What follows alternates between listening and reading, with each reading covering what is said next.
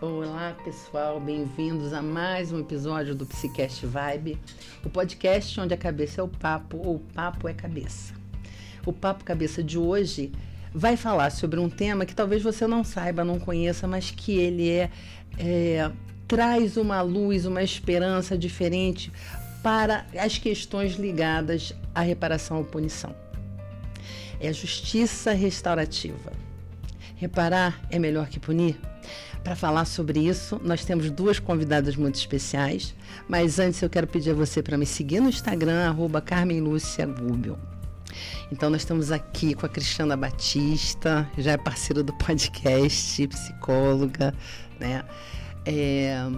Mestre em psicologia também, né? Depois você se apresenta, que eu vou dar só uma introdução, tá? Renata Veloso, que é servidora da Justiça, né? E também facilitadora da Justiça Restaurativa e Comunicação Não Violenta, né? Eu vou passar a palavra para vocês se apresentarem ou completarem o que eu falei e depois a gente entra no nosso assunto.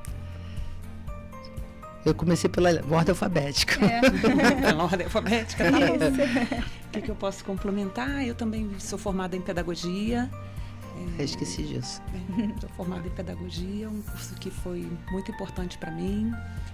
E tenho 4 filhos, o que motiva e inspira a gente estar sempre sensível às questões das relações humanas. É desafiador se relacionar.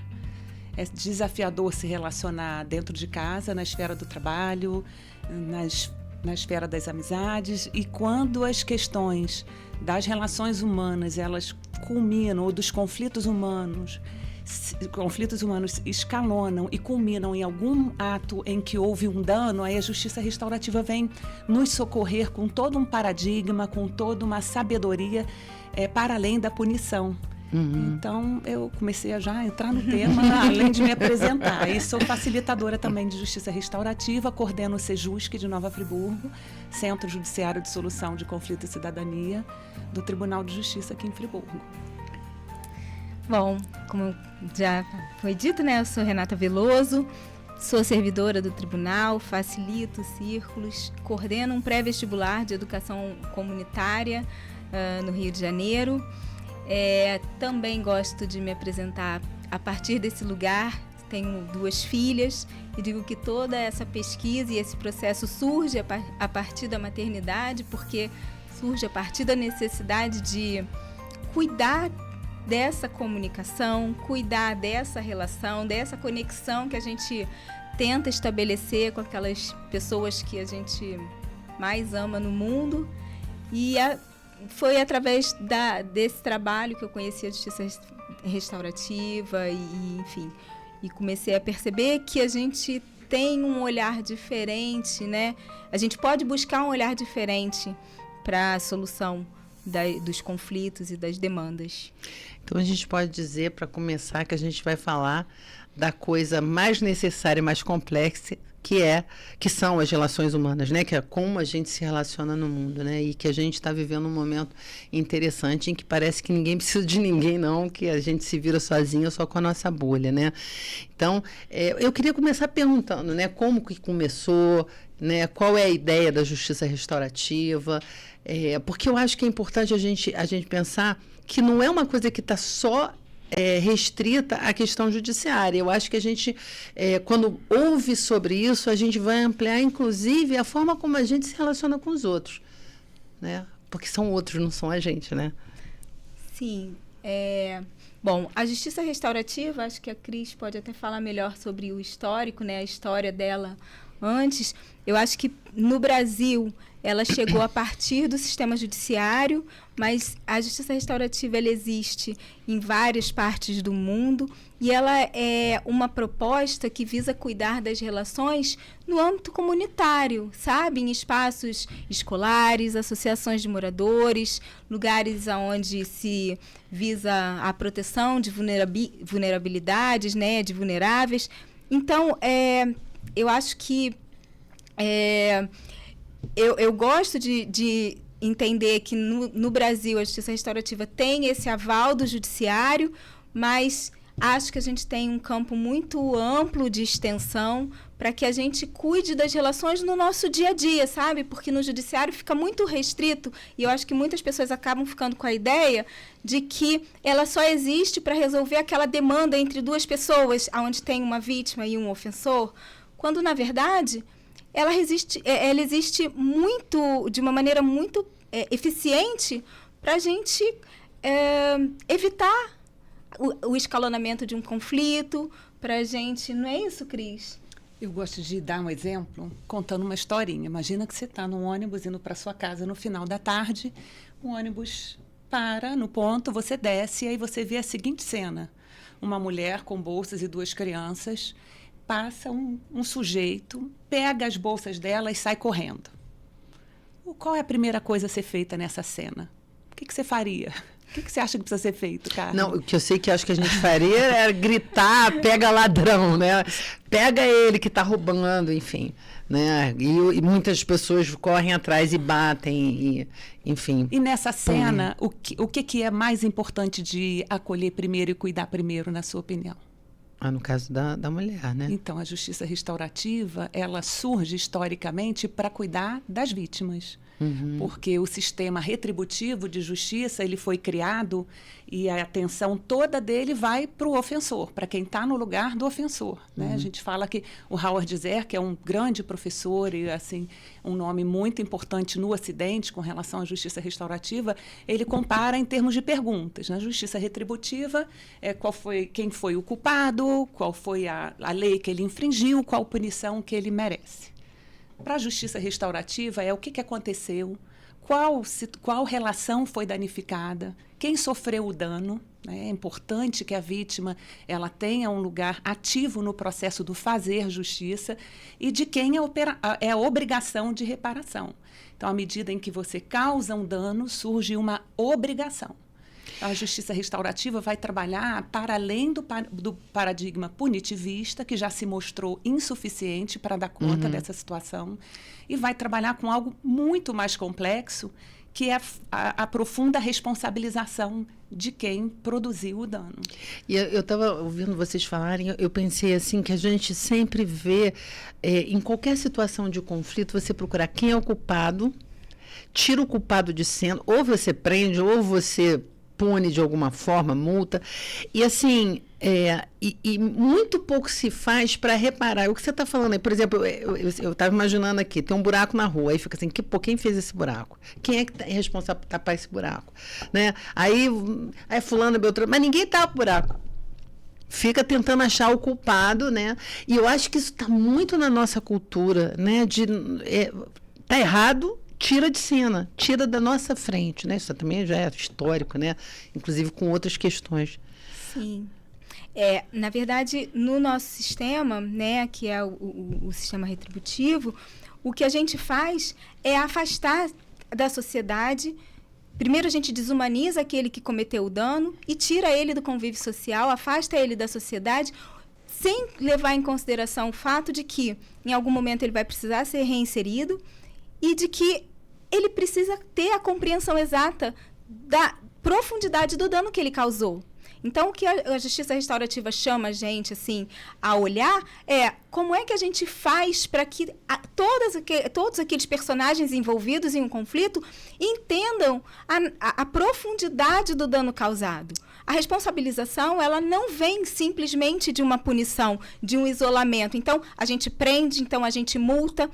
Esse lugar, ele, na verdade, a gente historicamente tem visto isso, ele gera muito mais resistência do que responsabilização.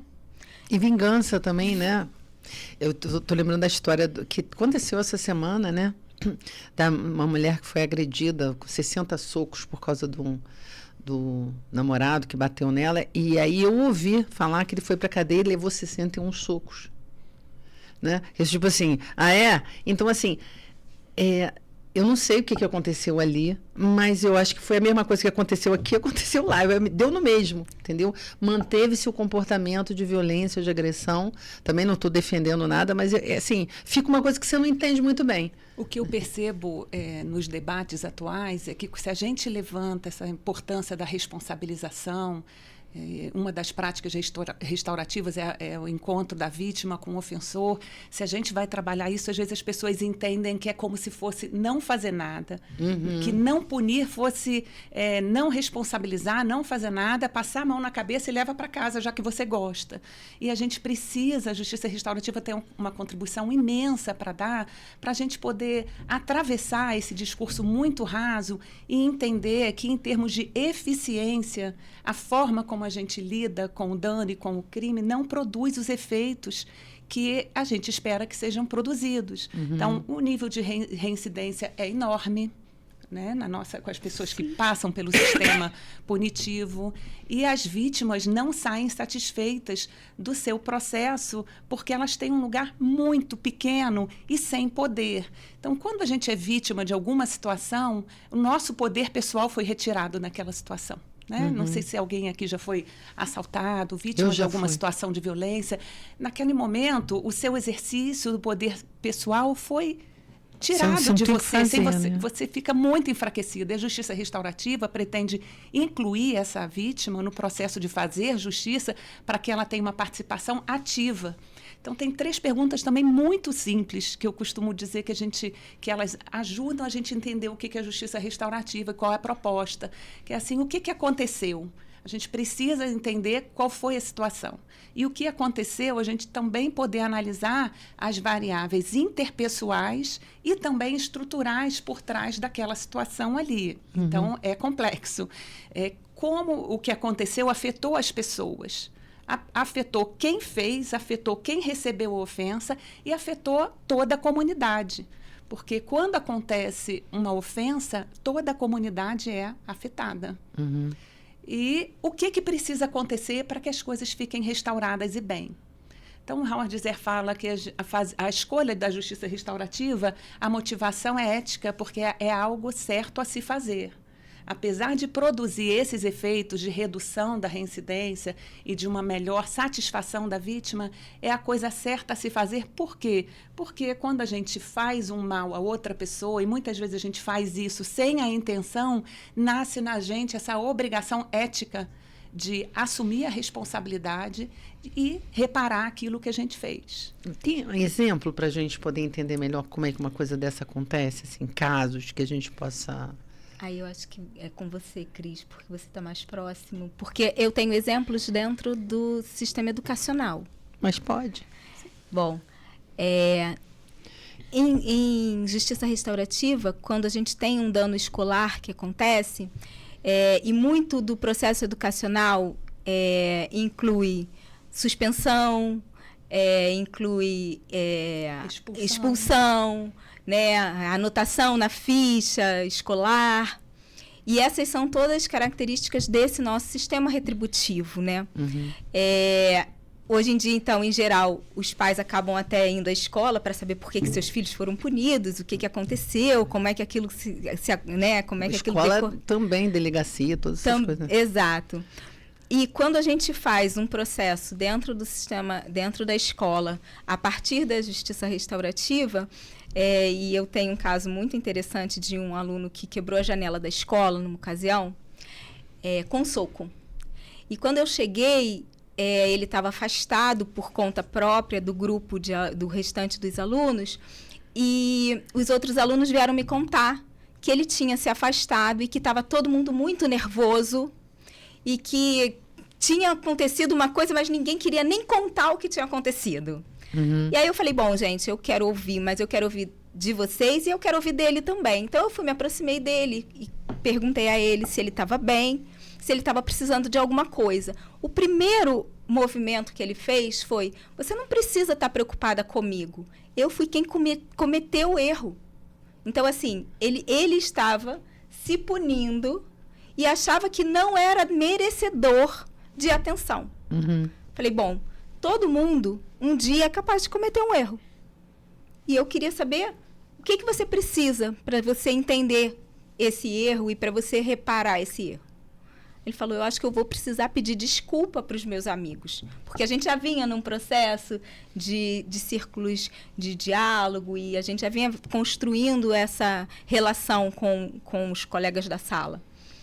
E aí eu pedi, então, que ele integrasse o grupo e a gente fizesse uma atividade de justiça restaurativa ali, né? Em que a gente, um círculo de construção de paz, em que a gente ouvisse a cada um, como é que cada um tinha se sentido afetado. Uhum. E quando chegou na vez dele, ele falou assim, tudo que eu fiz, no caso, dar um soco na janela e infelizmente ter quebrado, foi porque eu não quero perder vocês. Meu pai é separado da minha mãe e eu moro com ele. E ele vai ter que ir para Manaus.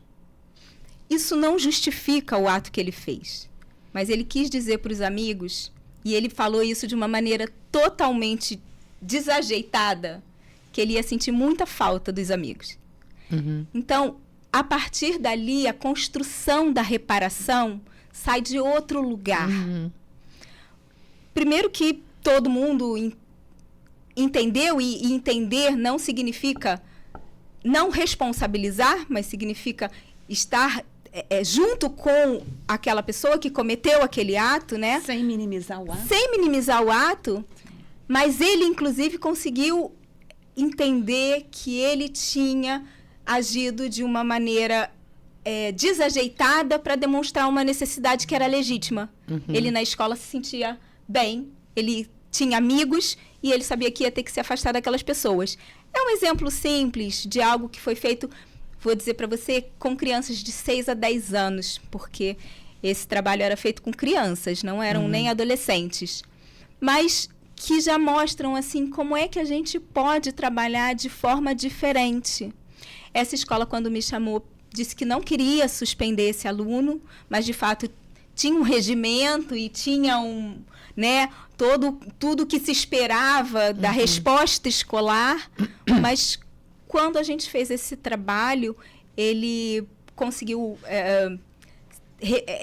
meio se desculpar junto aos colegas, e a escola encontrou uma outra solução, que aí foi junto ao pai, né, para a reparação do dano que de fato havia acontecido. Uhum. Então, eu acho que esse é um exemplo bem simplório, mas que acho que demonstra muito o poder que a justiça restaurativa tem no cuidado das relações. De aprendizado, porque já é comprovado também que a técnica de emprego da punição, quando você exclui ou pune, normalmente quem está nesse lugar do ofensor, e a gente está aqui usando aspas, porque muitas vezes nas dinâmicas relacionais, quando a gente vai escutar, esse papel se alterna nas relações humanas, mas quem está no lugar do ofensor e é reincidente nessa conduta, normalmente a pessoa tem um viés cognitivo de não responsabilização, não assunção, minimização,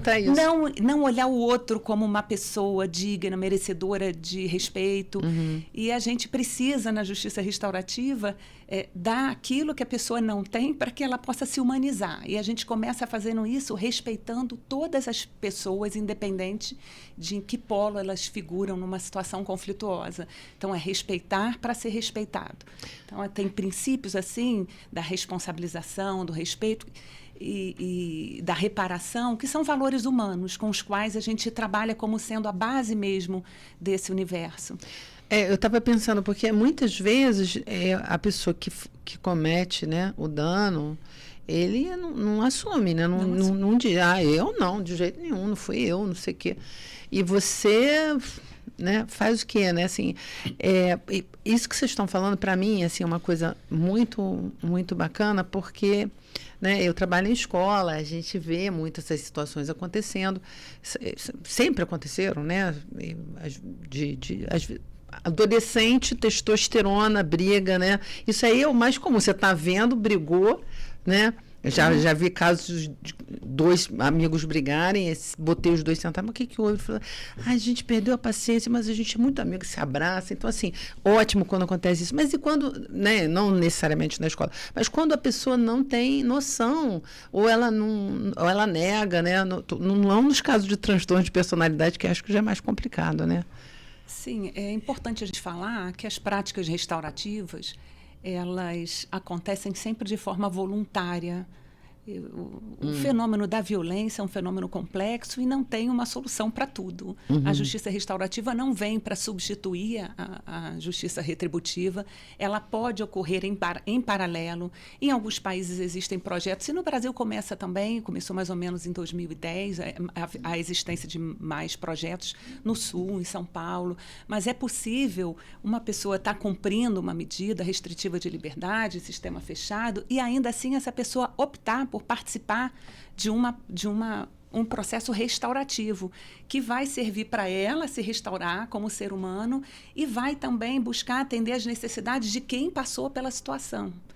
Porque ainda mais a justiça restaurativa ela pode ser aplicada desde situações de menor potencial ofensivo até crimes mais graves. E nessas situações de crimes mais graves não significa necessariamente reduzir a pena, e pode acontecer em paralelo.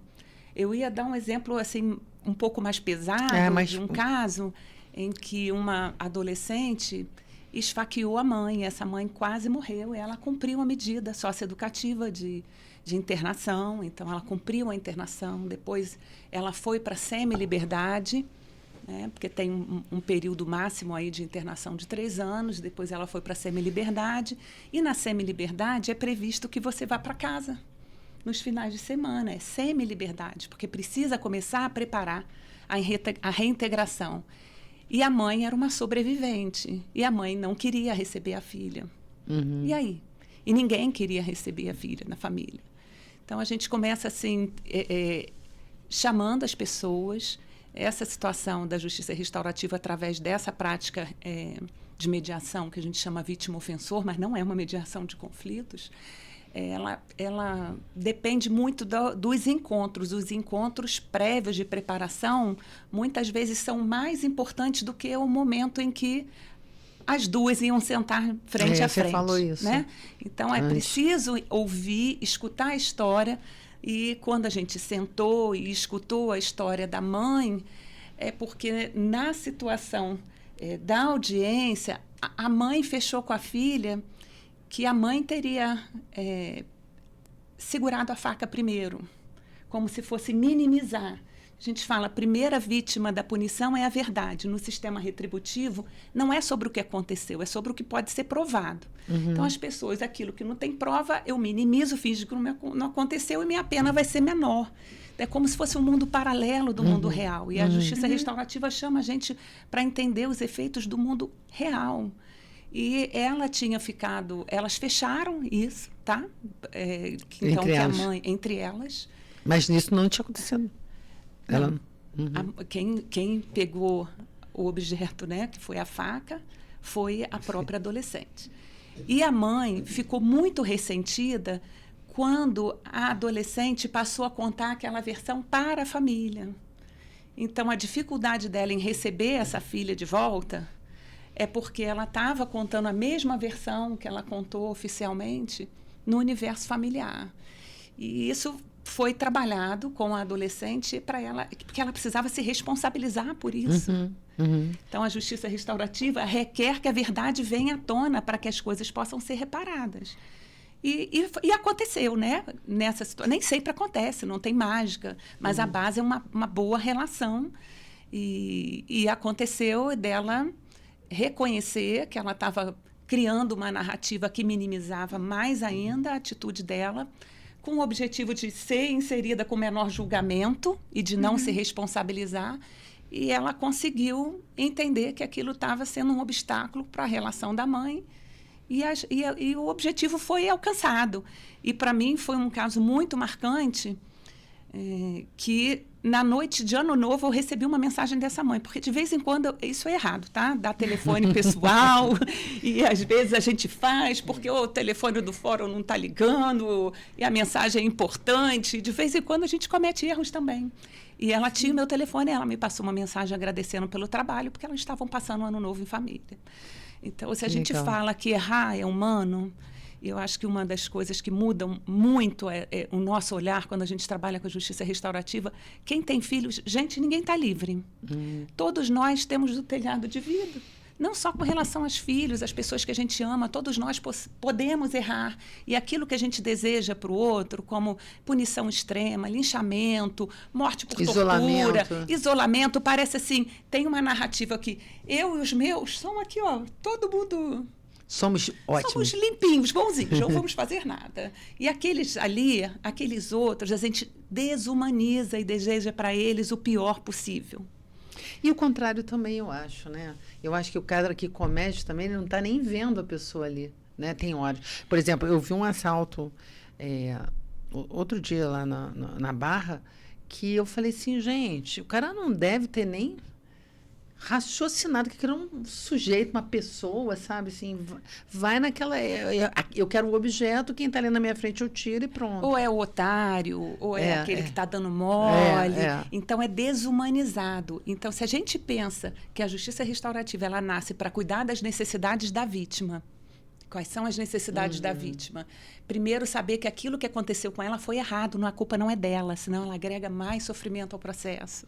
Poder confiar que o outro está sendo responsabilizado, assumido, que ele está assumindo as consequências e está sendo responsabilizado. A vítima precisa contar a história do que aconteceu, ser escutada com respeito, com dignidade, ter suas emoções validadas. Ela precisa restaurar um sentido de que o mundo é seguro, porque quem passa por situações... o medo é generalizado, né?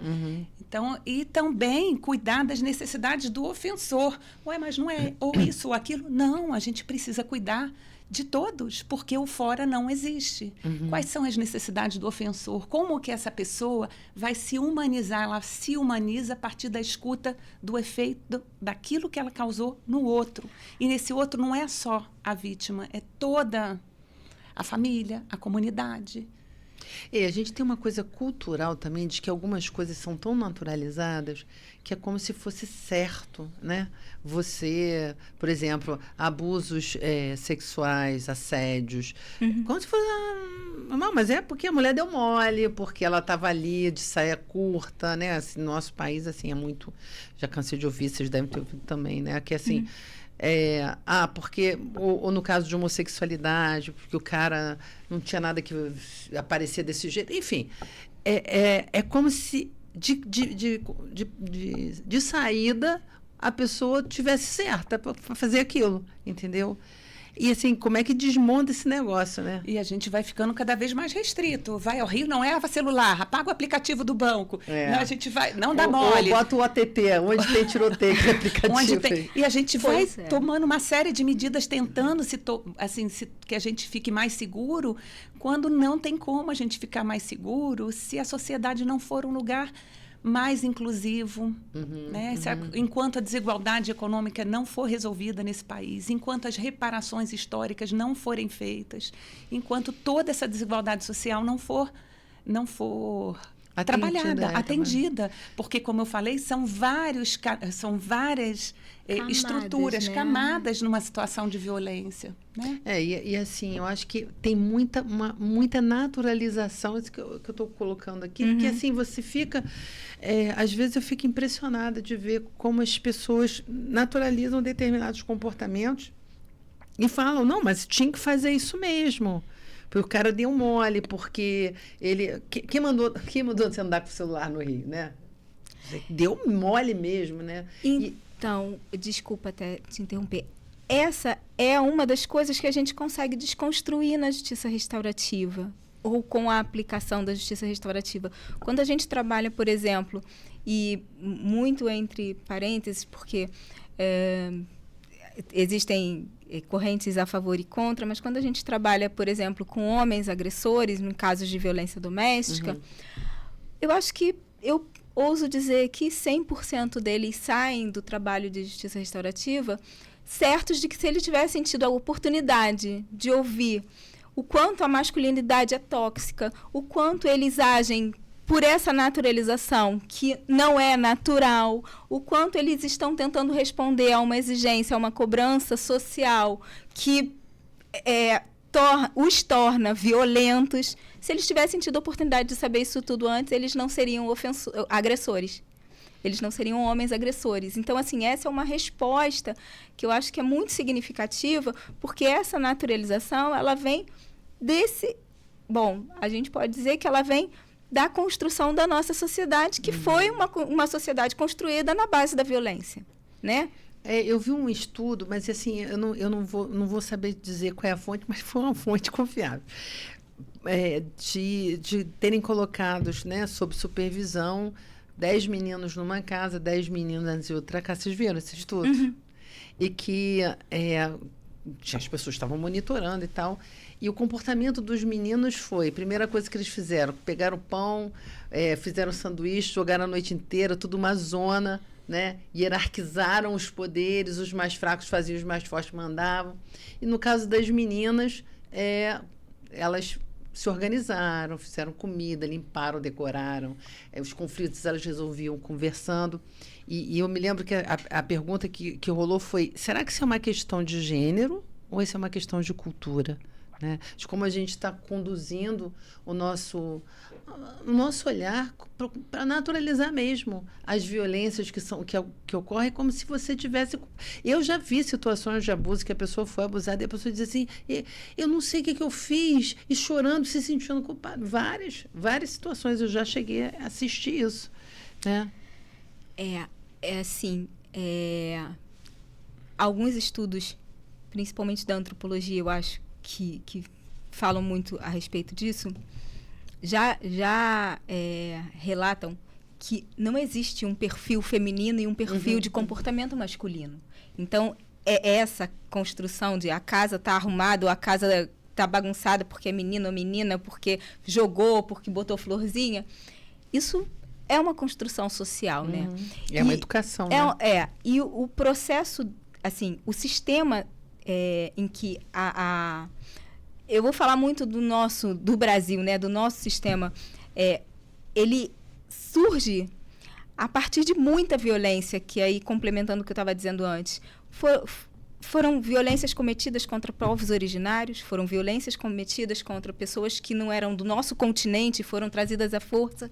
Sequestradas, na verdade. Sequestradas, foram violências territoriais, foram violências patrimoniais, todas essas que hoje a gente está lutando para combater, elas foram a base da construção da nossa sociedade. Então, assim, é difícil... A vantagem também, né? Tirar vantagem. Tirar vantagem, a violência emocional, né? A violência moral. O que vem de fora é melhor. O que vem de fora é melhor. Esse complexo, assim, de vira-lata que a gente acabou incorporando. Tudo isso faz com que o sistema que a gente está inserido seja um sistema que naturalize a violência. O que a gente fala na justiça restaurativa todo mundo é capaz de causar dano em alguém. Não tem nenhum alecrim dourado que nasceu no campo sem ser semeado e eu não vou fazer mal a ninguém nunca na vida. Isso não existe. O que a gente diz se todo mundo vai cometer dano, como é que a gente faz para cuidar de todo mundo que sofreu dano e também orientar que aquele dano não se repita? Como é que a gente faz para... fortalece essas pessoas para que elas tenham consciência de que aquilo que elas estão fazendo é danoso, né? Nesse exemplo da violência contra a mulher e dos homens agressores, é muito natural eles falarem que eles achavam, de fato, por conta da base que a gente está construída, que eles fizeram coisas porque tinham esse direito. Porque há muito pouco tempo atrás, as mulheres... Os homens poderiam agredir as mulheres em legítima defesa da honra. Eu trago, assim, e aí acaba inserido na justiça restaurativa uma questão de violência de gênero que é algo que me atravessa de maneira muito forte, né? É impressionante como a gente lida com as violências cometidas contra a mulher de maneira a naturalizar isso, sem perceber que, por exemplo, a mulher precisar da autorização do homem para colocar um DIU é uma violência gigante. Não faz sentido isso. Mas ela deixou de precisar dessa autorização em 2023. Que isso, é mesmo? Eu não sabia, não. Compreende? Então, é tudo muito recente, se é a gente olhar para nossa tudo história. muito recente, Nossa, sabe? nem E tem não traumas sabia históricos disso. a serem A tratados. gente tem 300 anos de escravização e 200 de abandono de uma população inteira. Nossa, mas isso é muito triste mesmo. Eu cheguei a conversar com uma pessoa, ele é presidente do conselho. Conversei numa live de direitos do negro, o Kinga, o nome dele. E quando ele conta... Não, gente, sério, eu até chorei, porque ele falando assim... Você era, para a filha, né? Você era uma princesa.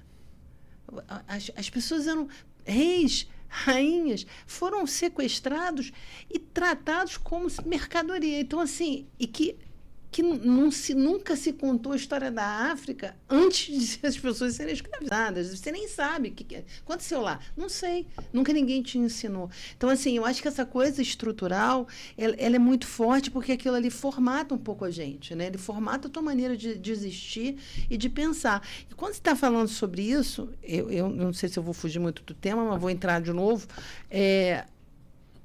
A gente está falando de conflito. Né?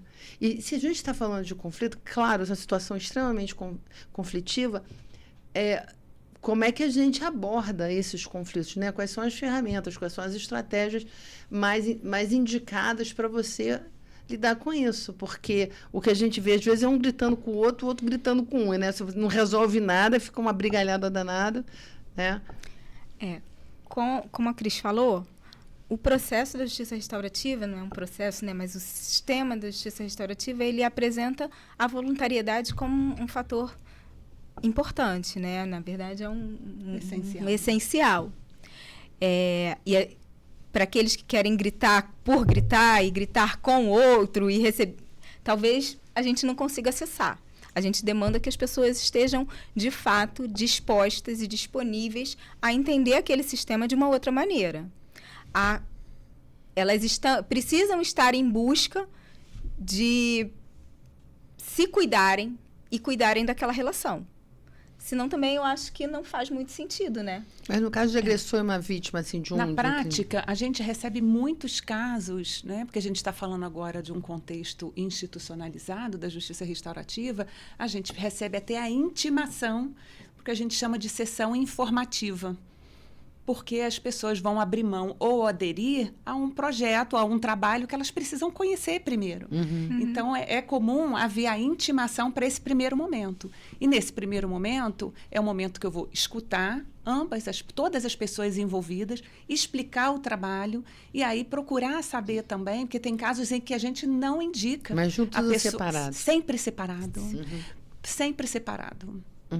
Porque a E gente nunca sabe, e a gente nunca sabe a dimensão do dano. Às vezes algo que parece trivial, um dano que parece patrimonial, e quando a gente vai escutar a história, a gente se surpreende porque tem um passado muito maior de coisas muito graves, e a gente precisa fazer um trabalho respeitando assim, os casos individualmente, sempre em separado. Quando todas as partes manifestam a adesão, e aí o trabalho começa. Não necessariamente existe um encontro. Às vezes o encontro é até contraindicado ou esse encontro com o outro vem a partir de uma carta, de um áudio, sabe? Mas no final... Não é cara a cara, eu pensei não que necessariamente. Não necessariamente. Na verdade, por exemplo, entre os casos de violência doméstica, nunca mulheres e homens na mesma sessão. São feitas só entre mulheres vítimas e só entre homens agressores.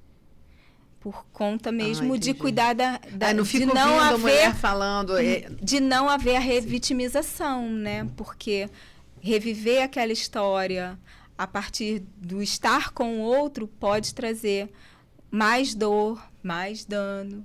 E olha só, eu não podia imaginar que era assim.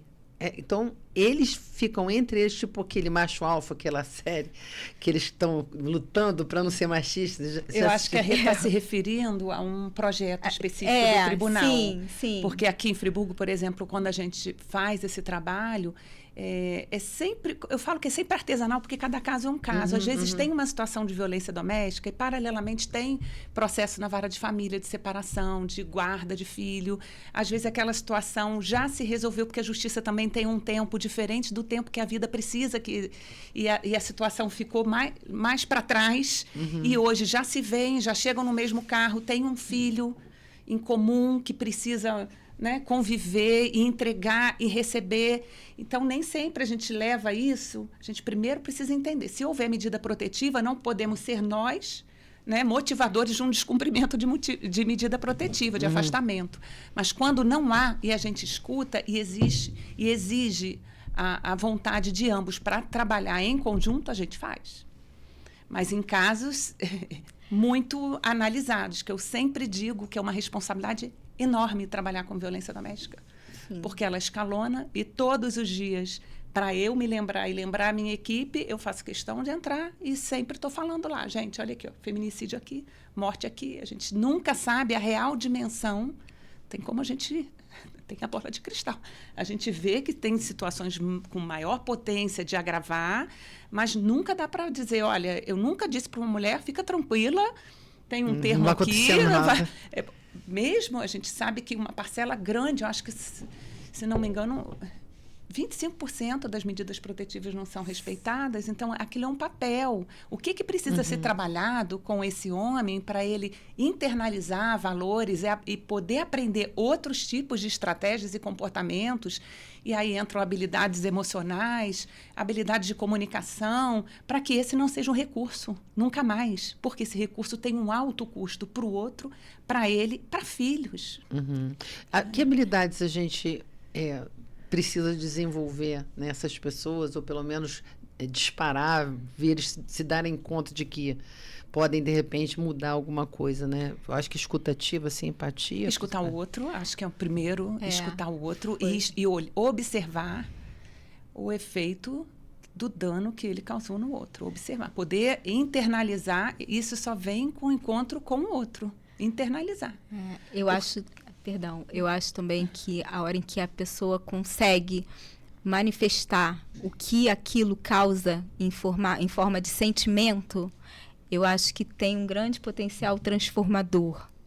Assim, ter causado aquele dano, ter sofrido aquele dano, para além da parte prática, aquilo me causou qual sentimento?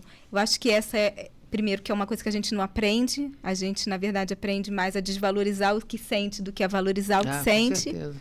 E quando a gente encontra um espaço seguro para a gente entender como, de fato, o que de fato aquilo mobilizou na gente em forma de sentimento, eu acho que é um passo também bastante transformador depois da escuta, que foi a primeira coisa que eu pensei, porque esse primeiro espaço que a gente abre para a escuta é um convite a você olhar o outro, né?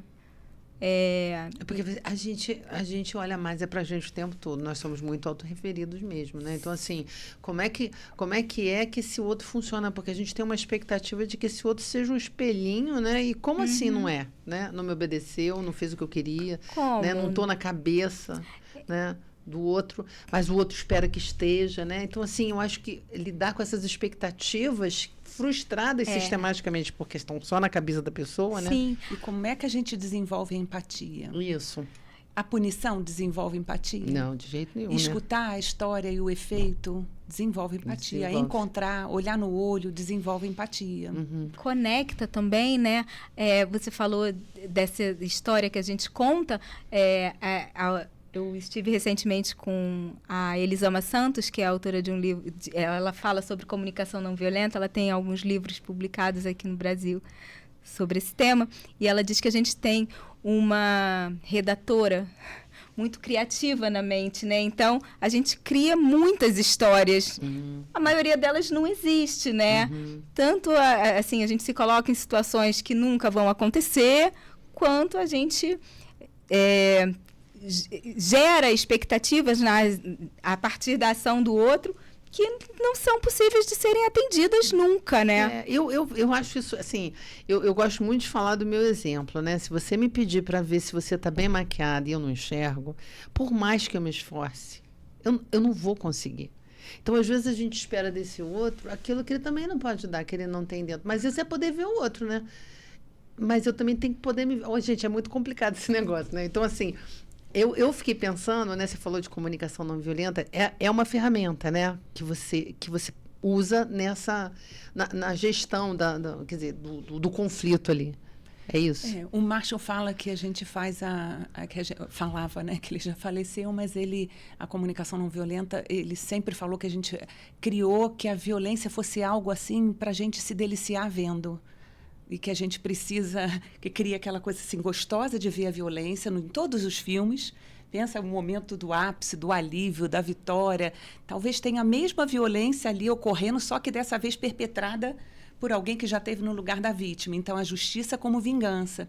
E essa lógica do merecimento, ele nos convida a desconstruir essa lógica do merecer sofrer, né, para criar uma outra lógica da responsabilização do encontro humano e do desenvolvimento da empatia.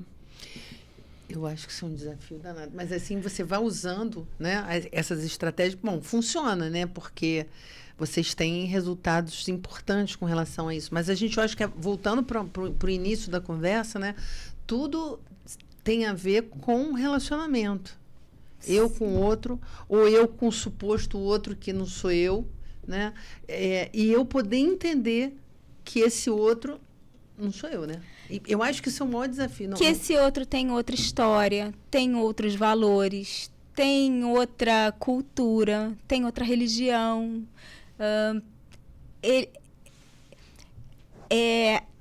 Abrir espaço. Eu gosto muito de pensar, quando falo assim da justiça restaurativa, que é abrir um espaço seguro para que cada um seja autêntico, para que cada um seja traga quem é.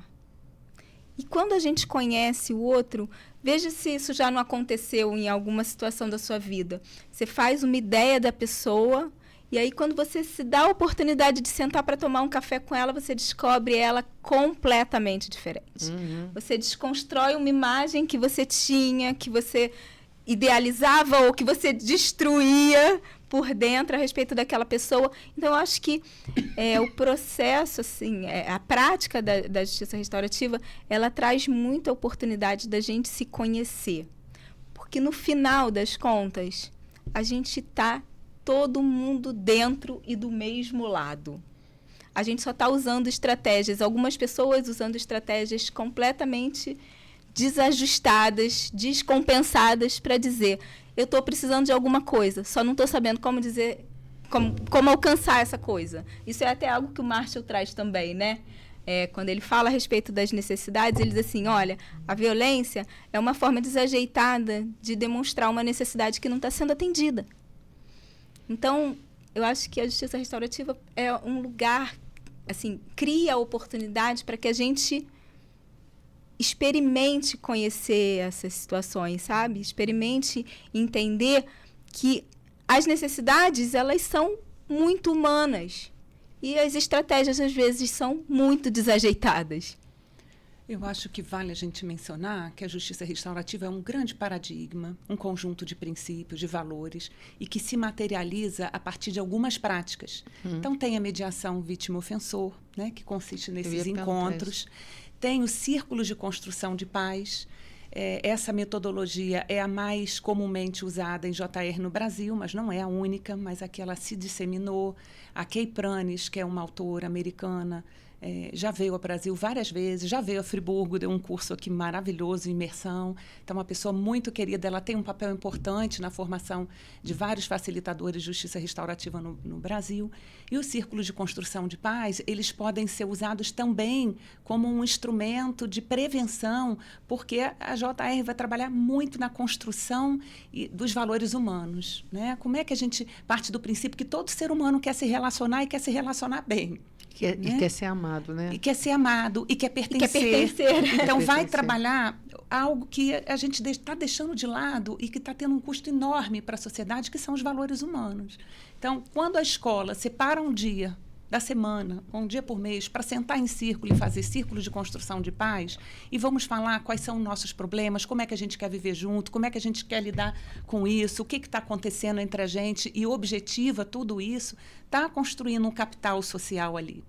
Então, voltando para as outras práticas, né, conferências de grupo familiar. É uma prática fantástica que nasceu na Nova Zelândia. E na Nova Zelândia é uma coisa incrível que todos os conflitos que acontecem envolvendo menores de idade, eles são trabalhados a partir da lente restaurativa. Então, formam-se grupos, né, reuniões com representantes da polícia, do judiciário, da família, da comunidade e do adolescente. Vamos entender o que aconteceu, qual a necessidade desse jovem, qual é o projeto que a gente precisa desenvolver para que ele repare o que fez, para que ele tenha as necessidades atendidas. Vamos escutar. E tem uma hora muito interessante dessa dinâmica, dessa técnica, né, dessa prática, é que todos os técnicos saem e a família fica nesse caucus para a família que vai ser responsável por construir esse projeto de reinserção, de responsabilização do adolescente. A família constrói, o grupo volta, a família apresenta. Tem muita coisa desse trabalho, né? E o adolescente escolhe qual o adulto ali, da confiança dele, que vai se responsabilizar pelo acompanhamento da execução daquele projeto. Porque esse adolescente precisa de apoio. Os adolescentes estão muito sozinhos e muito carentes dos adultos responsáveis. Então, eu penso que a gente fica assim, ficou adolescente, já faz tanta coisa sozinho, a gente vê aquele tamanhão, mas precisa mais do que nunca de apoio, de contato, de diálogo. E essa é uma prática muito interessante, porque ela vai procurar fazer uma integração daquele jovem, um atendimento às necessidades dele com toda a força da comunidade.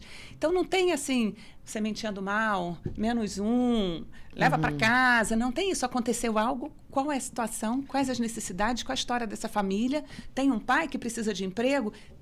Esse projeto individual vai contemplar a questão da família. Sempre que a gente pensa em criança e adolescente, a gente precisa incluir a família. Porque não tem como salvar, restaurar um adolescente sem pensar no entorno dele. E a gente tem visto, eu acho que até muito aqui mais, eu diria que o Brasil é assim, um campeão mundial de tela, né, de uso compulsivo de mídias sociais, de jogos e de, enfim, de estar num mundo perdido e você não sabe onde é que o cara está. E a gente já falou sobre isso, né? Parece que está seguro, mas de alguma forma a gente está vendo crimes acontecendo, né? Conflitos graves e muitas vezes até morte, porque as pessoas os adolescentes estão entrando em contato com esse tipo de coisa. A gente não pode esquecer que até o cara fazer 25 anos, ele está num processo de desenvolvimento que é pareado com o ambiente. Não dá para dizer que é só genética, né? Não dá para dizer que é só o ambiente, mas o ambiente tem uma força muito grande. E se ele está ajudando a moldar essa pessoa, como é que a gente pode, de uma forma mais ampla, pensar em ajudar as pessoas a se conscientizarem disso? Eu vou fazer uma pergunta meio complicada, mas eu penso nisso. As pessoas precisam acordar, porque isso é muito sério. A gente nunca viu tantos crimes cometidos por adolescentes nos últimos anos. Bom, pelo menos eu não vi. Vocês que são da área da justiça podem falar, mas eu tenho visto cada coisa maluca. Vou matar essa aqui porque ela é feliz, sabe? Eu volto para aquelas 3 perguntinhas. O que está acontecendo, né? Como isso está afetando a todos e o que precisa ser feito para que as coisas fiquem bem. Eu queria só mencionar uma 4ª prática restaurativa, porque tem a ver com o que a Renata estava falando, que são as comissões da verdade, que é uma prática restaurativa que já aconteceu no Brasil de maneira também a reparar traumas históricos. Sim. Como é que é isso?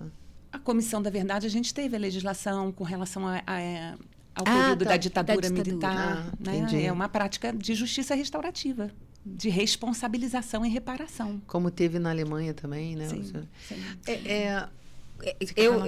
Porque quando você falou a respeito do uso das telas e desses crimes que estão sendo cometidos, a justiça restaurativa é um bom auxiliar no trabalho que ela pode fazer de prevenção mesmo. Quando a gente, no pré que eu coordeno, a gente realiza círculos de diálogo regularmente, e trazer o tema do uso de telas, por exemplo, é um tema que está constantemente em questão, e como é que quais são os efeitos do uso da tela, e trazer usando, né, a prática do círculo, trazer informação também. Porque no círculo de diálogo, é um lugar onde a gente troca informação, onde muitas das vezes a gente percebe que naquele grupo os meninos não sabem, por exemplo, eles não sabem como faz a inscrição do Enem. Então, não é incomum eles não saberem o efeito para a visão que o uso da tela pode causar. Como eles não sabem que aquele movimento de passar o dedinho na tela várias vezes e assistir aquelas redes sociais que você fica só passando aqueles vídeos curtos, que aquilo causa um dano cerebral a longo prazo, porque você não consolida, você não consolida a atenção. Então, assim, isso é uma coisa que, inclusive, a prática de justiça restaurativa, as práticas restaurativas, elas viabilizam, porque a gente também pode trabalhar na existência do dano, do crime, mas a gente pode trabalhar na prevenção também, na informação, na educação. Essa disseminação de violências mais graves por adolescentes de classe média, média alta, está mudando a população de adolescentes que frequentam as varas de infância. A juíza, a doutora Vanessa Cavalieri, chama a atenção disso. Quando eu trabalhava em vara de infância, isso há 20 anos, eram 500 adolescentes entrando no sistema, todos eles com a mesma cor, com a mesma classe social. A gente não via um adolescente branco de classe média sendo responsabilizado. Não significa que os adolescentes, naquela época, de classe média, não traficavam, não eram usuários, mas o sistema punitivo do Brasil, ele sempre foi mais direcionado para um viés de classe social e cor. Então, e num país que tem os maiores índices de encarceramento do mundo. E eu gostaria até de chamar a atenção para algo que a gente precisa se conscientizar. Eu espero que a gente não deixe chegar aqui, que é a terceirização dos serviços penitenciários, em que vai se dar o mínimo possível de gasto, quanto que a gente precisa para manter aquele sujeito vivo, e aí manda para os estados. Os Estados Unidos é assim, né? Cada estado tem suas penitenciárias privadas, e a pessoa foi presa aqui, joga para o outro lado, que é mais barato, e aí não tem convivência, não tem visita, e como a pessoa vai ser reintegrada depois. E hoje um sistema, para mim, é uma simulação do que a gente teve na escravidão, porque essa população carcerária é sendo usada como mão de obra barata para grandes empresas. Então, a gente precisa ter essa consciência já teve projeto de lei aqui no Brasil, que até hoje não foi colocado em pauta, mas é algo muito sério, porque é penalizar e escravizar uma parcela grande da população já vulnerável. E isso é o oposto daquela lição que a gente precisa fazer da reparação histórica. Sim. Só com a reparação que a gente vai conseguir seguir. E como de uma maneira justa. E como é difícil, porque as pessoas dizem assim, eu não tenho preconceito nenhum, eu convivo com todas as pessoas de todas as coisas. Minha avó normalmente é assim, né? Minha avó era negra. E assim a gente vai fingindo que nada disso acontece. Que o racismo, né? Porque não é só o preconceito, é que o racismo não existe, né? Então... eu acho que é um lugar onde a gente pode olhar, é um lugar que tem muito material para se trabalhar dentro da justiça restaurativa. Acho que a gente acabou trazendo alguns exemplos, né? E eu acho que tem algo importante para a gente falar do curso que a gente está tendo aqui em Friburgo. Sim, é verdade. O tribunal está fazendo o primeiro curso de formação de facilitadores de justiça restaurativa numa cidade do interior.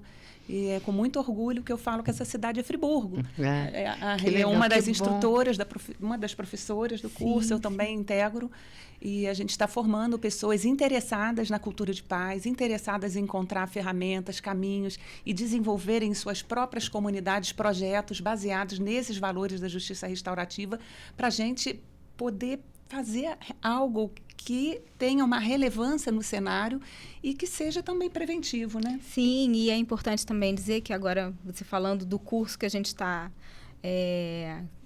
dando andamento aqui, que o projeto da Justiça Restaurativa no Brasil, ele tem legislação própria, né? Ele tem a Resolução 225, que orienta a prática da Justiça Restaurativa, que cria canais e possibilidades para que ela aconteça dentro do tribunal, mas também fora dele.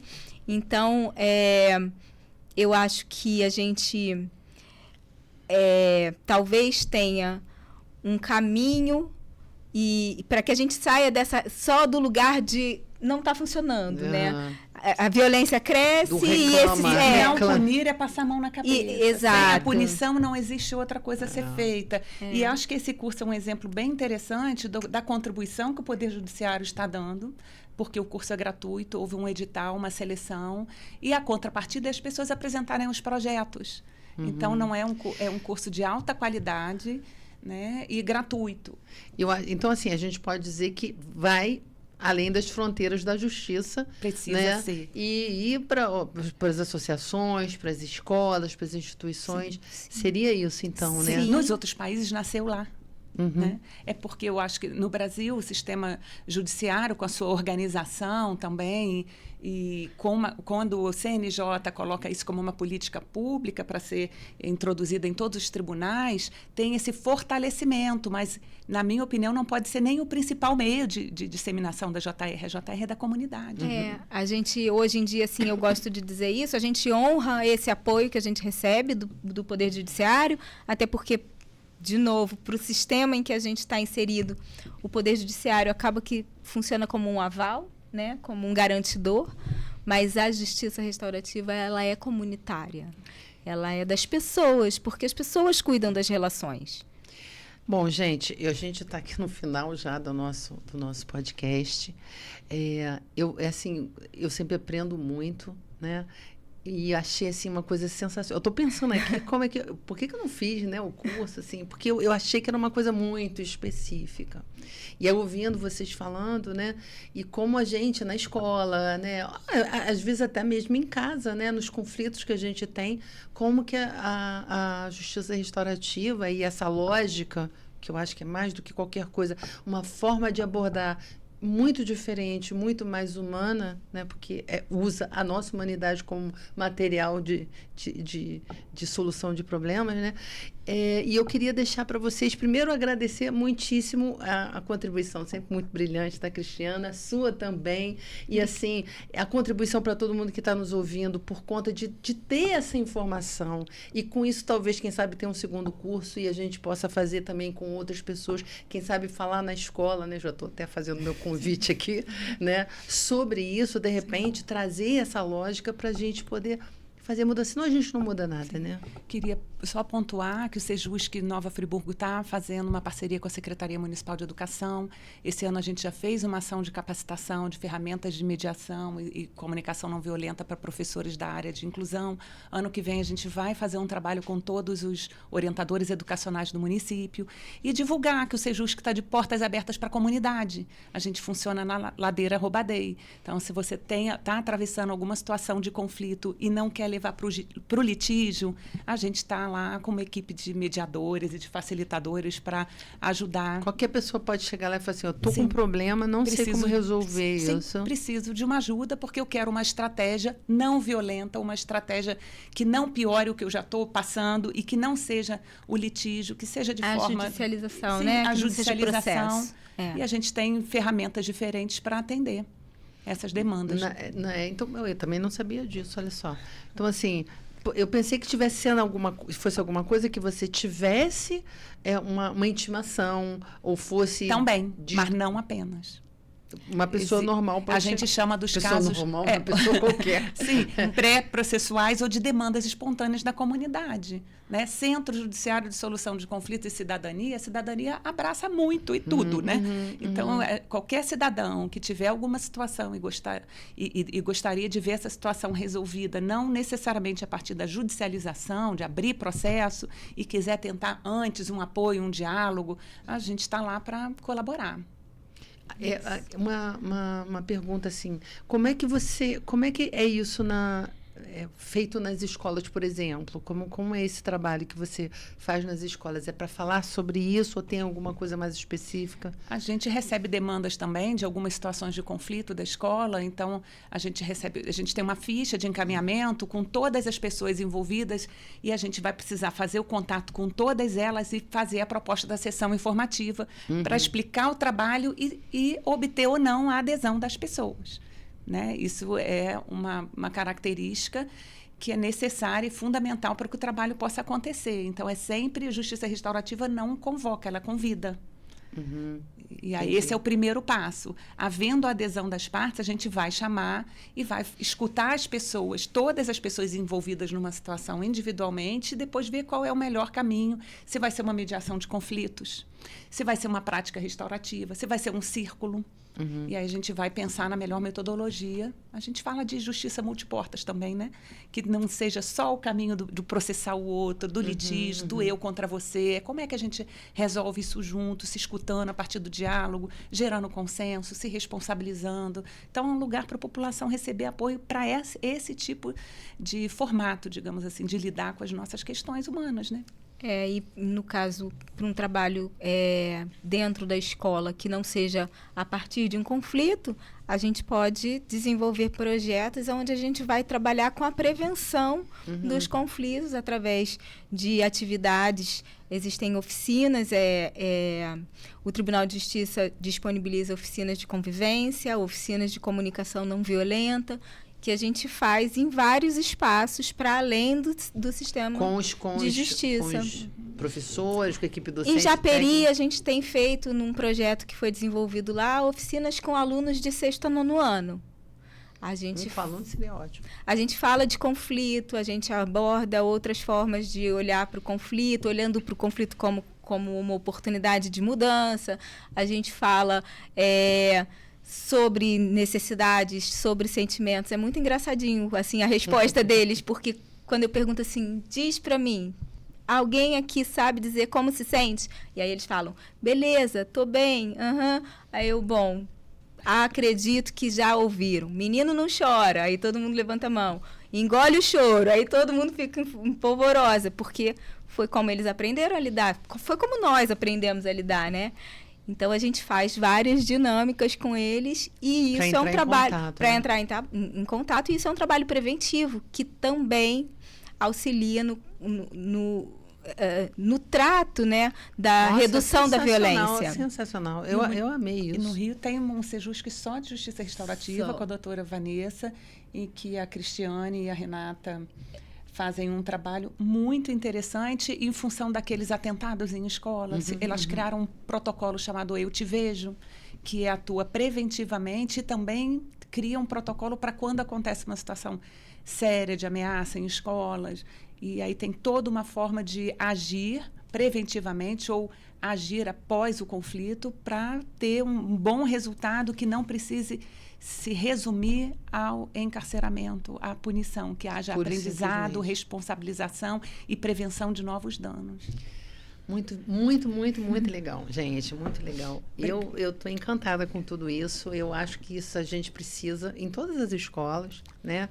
Eu acho que a gente também não está tão preparado, né, para esse tipo de mundo que a gente vem vivendo, que era mais estruturadinho dentro de determinados padrões e que agora está muito diferente. A gente está se deparando com comportamentos, com exigências, enfim, com posturas que são tão diferentes e que não se resolvem necessariamente com você fazendo isso, punindo, né? Você precisa realmente de outras ferramentas. Então, eu quero de novo agradecer a vocês por toda a contribuição e deixar para vocês aí as considerações finais. Bom, eu Estou, assim, muito feliz de poder estar dividindo. Esse é um tema que me mobiliza, que me representa. Então, eu estou muito grata pelo convite. Dizer que a gente está à disposição através do Sejus. A gente vai procurar. Através do Sejus, que espero que a gente tenha outras oportunidades, traga mais informação, porque eu acho que também um bom movimento é o de informar, né? A gente fala de coisas que as pessoas acham que é abraçar a árvore, e não é. A gente fala de coisas que são materializadas, são reais no combate à violência. Mais uma vez eu queria agradecer a Rê, que já deu aula hoje no curso, fazer uma proposta quando terminar o curso e a gente poder ter noção de como esses alunos vão sair com projetos para a comunidade. A Silvana é uma das alunas também. Ah, Silvana, tem muita gente de várias. Tem conselheira tutelar, tem pessoas do Cefet, tem pessoas diversas da educação, tem gente de outro município. Como é que essas pessoas vão desenvolver os projetos para ampliar essa cultura de paz? Então, que você possa, sugestão, tá? Convidar alguém do curso que esteja saindo ali fresquinho para a gente ver qual é o impacto dessa formação para a nossa comunidade. Com certeza. E eu acho que, assim, mais do que qualquer coisa, eu acho que, assim, a contribuição de outros agentes multiplicadores dessa prática, eu acho que vai poder disseminar realmente essa cultura, porque é assim que funciona, né? Então, eu vou ficar de olho quando acabar, me avisa. A gente avisa sim. Muito obrigada. Com certeza. E que agradeço Obrigada. a vocês. E agradeço a vocês também pela audiência. Comenta aí no direct o que vocês acharam. Se tiverem alguma dúvida, fala pra gente. Tá bom? Até o próximo episódio.